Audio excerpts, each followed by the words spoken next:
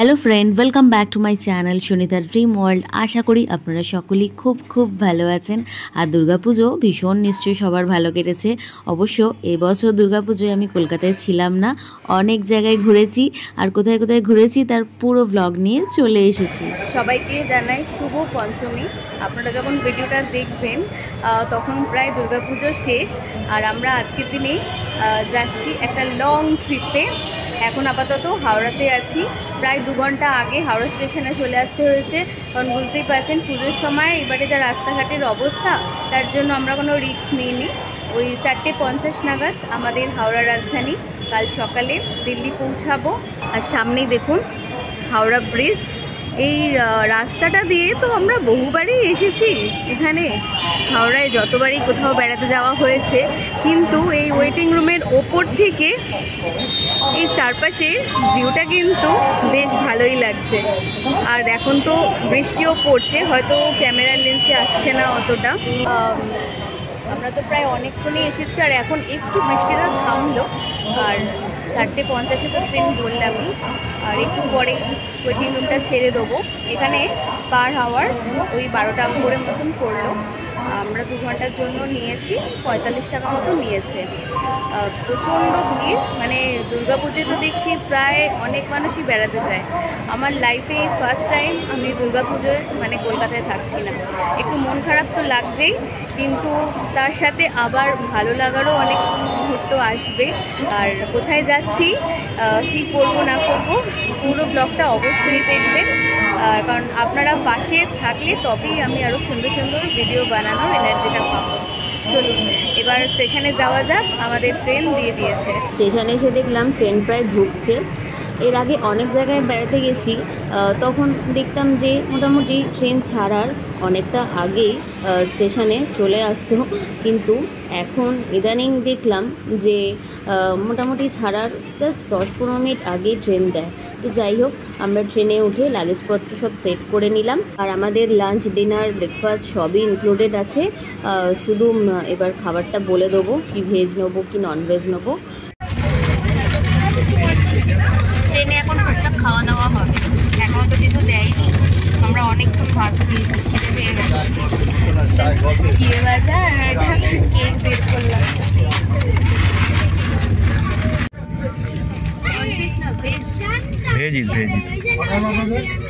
আসলে এই লাল ট্রেটা দেখে আমার মনে হলো হয়তো একটা ভেজ আর একটা ননভেজ দিয়ে দিয়েছে, তাই একটু কনফার্ম করে নিলাম।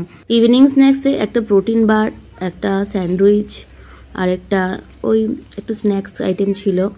আর এটা একটা টি কিটও আছে, আবার বললে পাল্টে দেবে, কফি কিটও দিয়ে দেবে। আর একটা সিঙ্গারা ছিল। মোটামুটি ঠিকঠাকই ছিল। খাওয়া দাওয়া করলাম, কারণ সত্যি কথা বলতে 12:30টায় ভাত খেয়েছি, প্রচুর খিদে পেয়ে গেছিলো। আর বাড়ি থেকে আমি একটু পনির টিক্কা বানিয়ে এনেছিলাম। আসলে ফ্রিজে একটু এক্সট্রা পনির ছিল, তো বেকার কি হবে, ওটা এতদিন থাকবো না, তাই একটু এয়ার ফ্রায়ারে একটু টিক্কা বানিয়ে নিলাম। দিয়ে গেল, দেখি কী দিল। আমরা তো ভেজই নিয়েছি, প্রায় 1 সপ্তাহ ধরেই আমরা ভেজ খাচ্ছি, যেহেতু বৈশাখ থেকে যাবো তার জন্য। দিচ্ছি পনির আর রাইস,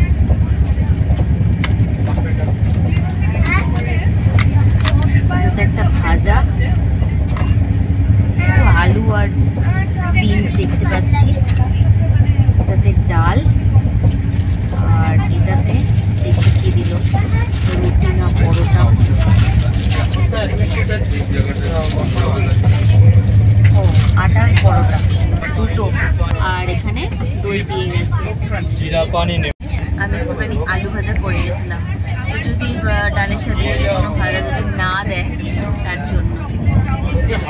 চলুন ডিনারটা স্টার্ট করি এবার। খাবারের কোয়ালিটি আর কোয়ান্টিটি দুটোই কিন্তু ঠিকঠাক ছিল, বেশ ভালো। আর রুটিগুলো পুরো ঘি মাখানো ছিল, আমার তো বেশ ভালো লেগেছে। তারপরে আইসক্রিম দিয়েছিল, বাটারস্কচ। আইসক্রিমটা একটু নরম হয়ে গেছিলো, তো ঠিক আছে, কোনো ব্যাপার না, খেয়েই নিয়েছি। আইসক্রিম কি আর ছাড়া যায় বলুন। আমাদের ডিনার কমপ্লিট আর এখন প্রায় রাত্রি 10টা মতন বাজে। খাবার দাবার বেশ ভালো ছিল, তার সাথে সাথে ট্রেনের স্পিডও বেশ ভালো। আশা করছি কাল সকাল 10টার মধ্যে আমরা পৌঁছে যাব। আর সকালে কি ব্রেকফাস্ট দেয় সেটাও আপনাদের দেখাবো। আপনারা অবশ্যই পুরো ব্লগটা দেখবেন, আশা করছি ভালো লাগবে।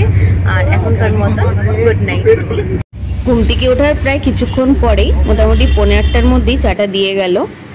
আর চা আর কফি দুটোই আছে অপশানে, যে যেটা খাবেন। আর তারপর বাইরের ভিউটা কিন্তু বেশ ভালোই লাগছিল চা খেতে খেতে।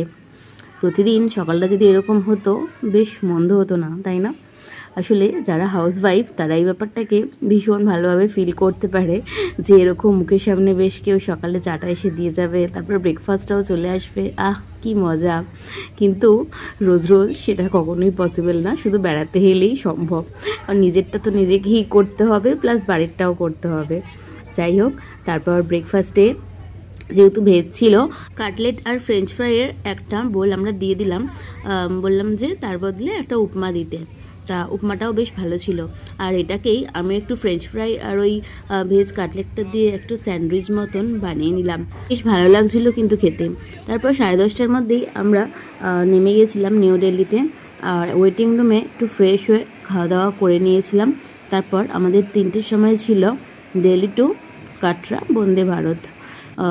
তো বন্দে ভারত দিয়ে দেখলাম প্রায় অনেকক্ষণ আগেই স্টেশনে দিয়ে দিয়েছে, কিন্তু দরজা খোলেনি। তা আমরা বাইরেই ওয়েট করছিলাম, একটু ফটো সেশন করলাম। আমার অবশ্য এটা ফার্স্ট টাইম বন্দে ভারতে ওঠা। আমার হাজব্যান্ডের আগে অনেকবার উঠেছে, তো ওকে আমি বললাম একটু ছবি টবি তুলে দাও।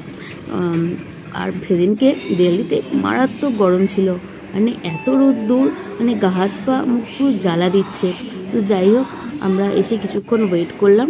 আর বন্দে ভারত ঠিক ছাড়ার 10-15 মিনিট আগেই দরজাটা খুলে দিয়েছিল।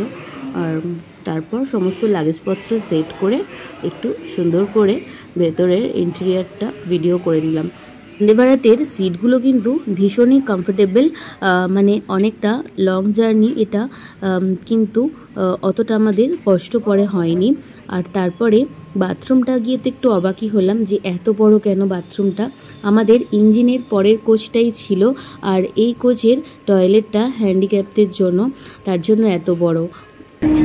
কালকে তো বিকেলবেলা 4:50-এ আমরা হাওড়া টু দিল্লি যাওয়ার জন্য রাজধানীতে উঠেছিলাম। আর সেটা আজকে পৌঁছালো প্রায় সকাল 10টায়। প্রায় 10টা থেকে ওই 2টো অবধি পর্যন্ত আমরা ওয়েটিং রুমেই ছিলাম দিল্লিতে। কারণ 3টের সময় আমাদের বন্দে ভারত, যেটা দিল্লি টু কাটরা পৌঁছাবে প্রায় রাত্রি 11:30টা। আর বেশ কিছুদিন ধরে শুনছি ট্রেনটা নাকি ভীষণ লেট করছে।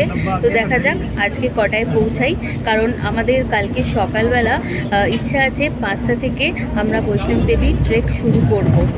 ট্রেনটার উপরেই এখন নির্ভর করছে কখন কি পৌঁছাবে না করবে। আপনারা সাথে থাকুন, ট্রেন জার্নিটা বন্দে ভারতের কেমন হয় সেটা আপনাদের সাথে শেয়ার করব। আর এই এখন এলো ইভিনিং স্ন্যাক্স। এখানে একটা মনে হয় খাস্তা কচুরি টাইপের কিছু আছে, আর একটা চিড়ে ভাজা, আর এই একটা প্রোটিন বার, আর এটা কি মশালা চায়, আর এই একটা ফ্রুট জুস। আপাতত এই দিকে গেছে।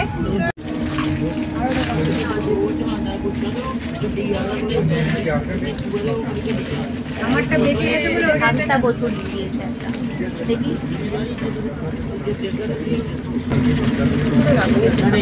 কি আছে ভেতরে, কিছুই তো নেই। খেতে কেমন? ময়দা যেন নিমকি হয়, নিমকির মতো।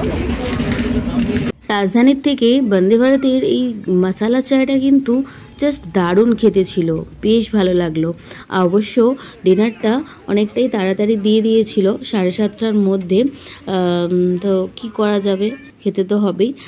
এখানে ফুলকা ছিল 3টে মতন, আর পুরোটাই ভেজ, ভাত, পনির, আর এদিকে একটা তরকা মতন একটা ডাল ছিল, আর একটু আলু কড়াইশুঁটি দিয়ে একটা ভাজা, টক দই আর আচার।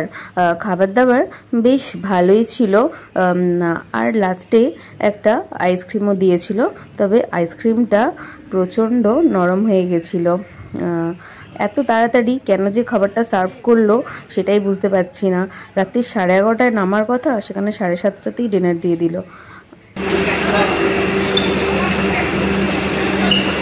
আমরা এসে পৌঁছালাম, আর ওই যে মাতা বৈষ্ণব দেবী ত্রিকুটা পর্বত। এখন প্রায় রাত্রির 1টা বাজে।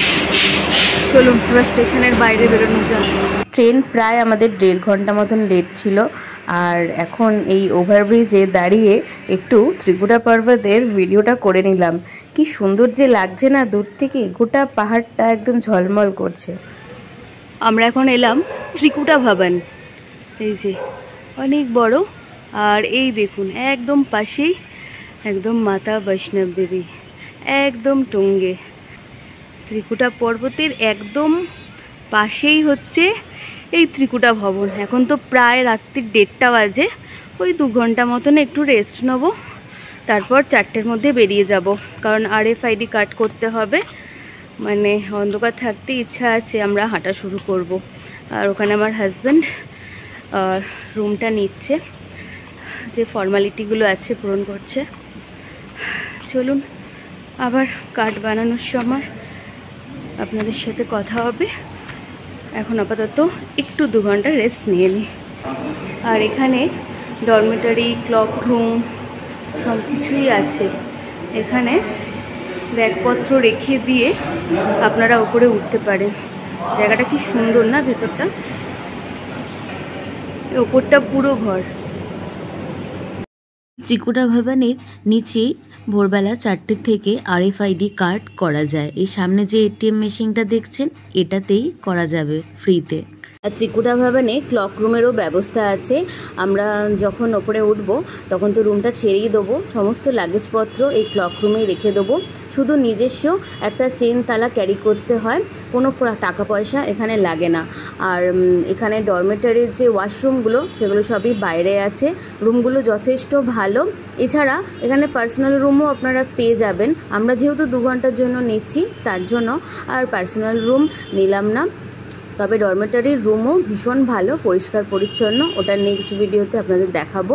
এই ভিডিওটা যদি আপনাদের ভালো লাগে অবশ্যই চ্যানেলটাকে লাইক, শেয়ার অ্যান্ড সাবস্ক্রাইব করে যাবেন। আর পরবর্তী ভিডিওগুলো আরও অনেক বেশি ইনফরমেটিভ হতে চলেছে। বর্তমান পরিস্থিতি কি কাশ্মীরের, সেটাও আপডেট দেব।